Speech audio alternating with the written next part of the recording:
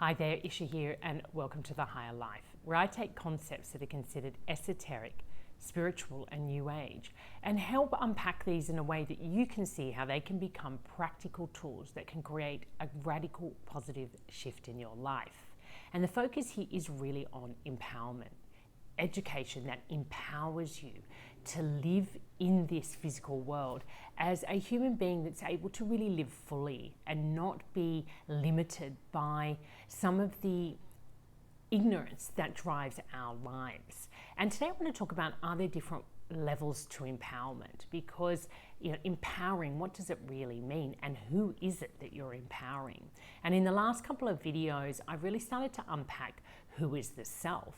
And what I've come to understand through my own exploration in this area, more recently on really diving into non-duality, is the self that we believe ourselves to be, the psychological self, is actually a very adaptive self. And in this way, it is not the truest self of who we are. It is kind of a tool that we use to be able to play out in the world.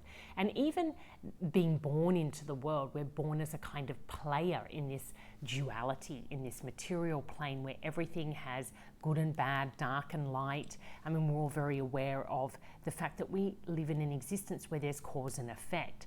And that is the physical experience that we're having as a human being. So we do something, it has an effect. So when we're trying to become empowered at this level of reality, what we're really looking to do at that stage is to learn how to act in a way in which the cause and effect is more favorable, not only for us, but for the world in general. And actually at this level, everything that we do essentially as a human being, even the worst atrocities, seem to stem from this desire to get a particular outcome for yourself, because you see yourself as a separate human being that needs to survive and to thrive, and you're taking care of that from that level of awareness. So when people come in to see me as a transformational life coach, and they're really focused on material goals like getting a better job, doing better in their relationships with their partners or their children, or learning to navigate a situation with their boss at work, we're really operating at that level where they're in this cause and effect mindset, and that's the awareness that they're living their life through. And while I may help them with that, we really develop within them an inner toolkit so they can make good choices and respond in those immediate places where they need to respond in a way that gets them a better outcome. I do start to work with them on opening up a new awareness, helping them tap into an awareness that's there but they're not really engaged with, and that is an awareness that is non-visible. What is going on in you? What are some of the patterns? What is the way that you were raised? Potentially, how does that influence the person that you think you are, the self that you're attached to right now? And through that process, they come to understand that the self that they think they are is in fact adaptive and transformative. And it might be the first time they've realized that they're not just this one thing that they've been taught to think they are, or they've come to believe they are. They have room, they have range, and that gives you already more power.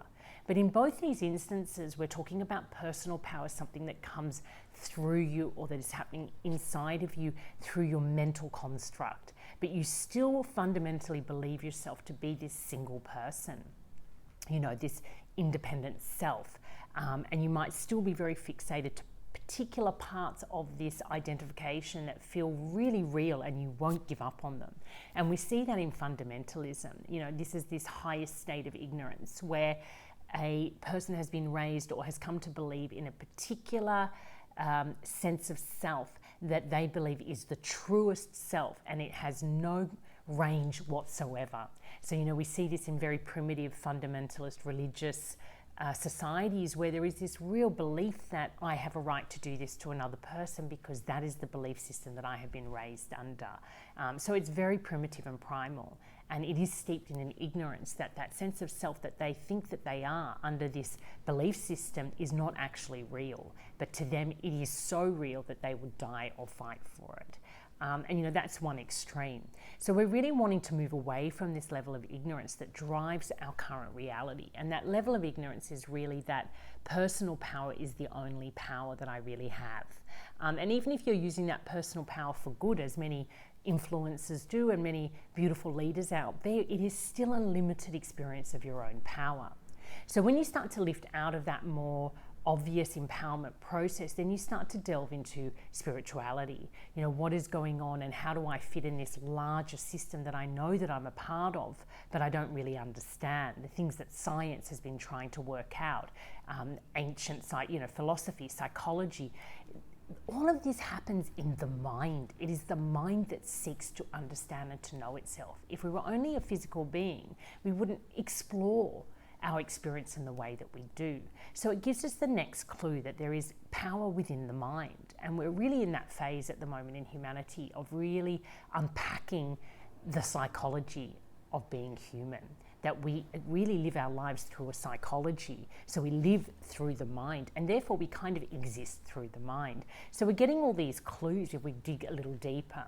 And so empowerment through the mind, would be becoming very clear on the patterns that drive your sense of self, or what you believe yourself to be, and which patterns have become fixed in your life, and which patterns are transformative and adaptive. And this is a really interesting space because it always dives back into family systems, because we're born into a family and the patterns of psychology are born as we are born into the system that we are born into. But what happens beyond that? And this is the empowerment that I've started to tap into in recent videos. What happens when we go beyond our sense of self as this pattern that we're born into? We start to really get to the question of, what is the truest essence nature? What does power look like at that level? And I'm only beginning to really delve into this myself, but what I'm coming to understand is that emptiness in and of itself is probably the source of our power. So being able to really engage with emptiness as the truest part of ourselves, and that everything that shows up is showing up out of that emptiness. That would mean that all these selves that I've referred to in previous videos, that you can show up as one self with one person and another self with another person, and that all these forms show up as selves. We have trees that are different, animals that are different, they all operate with through patterning. We really get this, but where do they all show up from? And if we're showing up from the emptiness, from awareness, we could call it that, then awareness is the truest sense of self. It is it is what makes every other sense of self possible. So in order to really live as a truly empowered human being, we need to get inside that truth somehow and really experience it, and then bring it back into these more superficial surface sense of selves. So instead of power coming from outside, it is coming from that real core essence nature. And I don't even know what that looks like. I've never been there, but I'm assuming that what we understand to be living gurus in some way manifest that. So this energy, people feel like their charisma is just huge, it's majestic. There's a majestic charisma that comes out of these people, but the misconception is that it's coming out of these people. It's something they're generating, but it's actually just an alignment with their true essence nature. So they kind of dissolve back into the form that created them. So imagine that you are this physical form and you just dissolved back into the emptiness. You become one with the emptiness. Even though people were still seeing you as this physical form, what they're experiencing is the emptiness radiating through you. You're kind of just dissolved, or you're just existing inside this emptiness, but you are the emptiness, even though other people see you as a physical form. And I think that's the delusion, right? That we believe that the person in front of us is the truth, is where that charisma is stemming from. We don't see that they've just kind of aligned back into their true essence nature, and we're just seeing, what's around them, what's always been there, what they've always existed inside of. It's just becoming more real to us because somehow they're actually able to channel that in a more powerful way. So I haven't actually experienced a living guru, but I've read a lot about it. But it kind of makes sense to me. Everything that I've experienced in life and everything that I've witnessed in the world, down to the worst, most atrocious behaviors, makes sense when you understand that everything that exists inside this emptiness, and the emptiness is the truest sense of who we are. And everything else beyond that is an adaptation or a manifestation, and therefore it can dissolve. So the question is, why doesn't it? And that's where you start to really be a seeker of truth. You start to really want to understand why certain things happen without blaming it on a God or an entity that you believe, if it existed, it would absolve us of all of this pain and suffering. If you really understand that pain and suffering that is associated with it only happens in the separate self-reality, and all we need to do is understand that it is not real, you start to have a lot more power in that reality. You no longer feel like you need to go and fight those people in the other place for what their forefathers did 20 years ago or 100 years ago, because you realize that all of it's not real.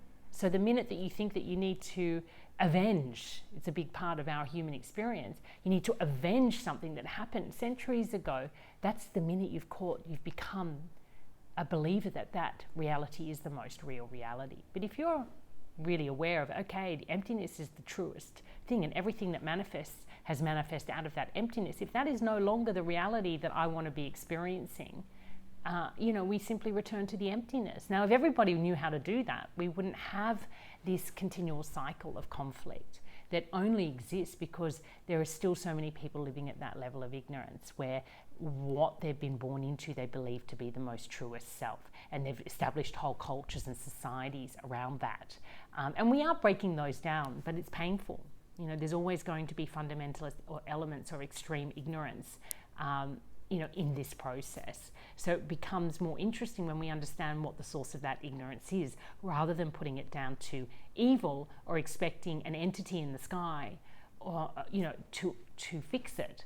We don't need to fix it because it's not real. And I think that is, even though it is as real because we experience it. So the more that we get into this sense of our essence nature and how it operates and how it's nothingness, and that everything that we believe to be as our personal power is in some ways a delusion, we can really start to cut to the core of true power in our experience. So look, it's kind of a complicated this space, because we're getting, it's very hard to give language, I guess, or to really explain something at that level of unknownness. I like emptiness. I think sometimes if we just called God emptiness, it would help, because we wouldn't be so afraid of it. Most of our current modern life is really driven out of a fear of emptiness. But if emptiness is what we really are, then it means we fear our own true nature, and therefore it's very difficult to get in touch with it. I think this is something just worth contemplating. But if you find it all too complicated, the most important thing is to really understand that empowerment happens at different levels, depending on what your relationship to your sense of self is. If you think your sense of self is fixed, then empowerment will be about upskilling so that you can behave in the world in a way that is not harmful to others or yourself, that you can actually create good results from that level of reality that you've identified with. If you think that you have range, then you might tap more into an empowerment process that really helps you become more influential in the way that you show up and helps you transform in a more powerful and effective way. But if you've done that and you realize that you're still kind of at a ceiling, you'll realize that there's way, that we can get even closer to our essential nature by really aligning with emptiness as our true state, and knowing then that within that emptiness things will spontaneously appear. That innocence, that spontaneous, that's that capacity to show up every day and be spontaneous in the sense of self that shows up, because you trust innately that whatever shows up, it's fine, it'll dissolve. And that's the creative process, the playful process.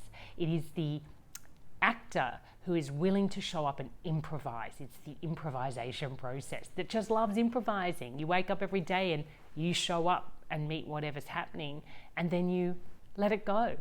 That is play. That is this kind of playfulness that we all crave as human beings.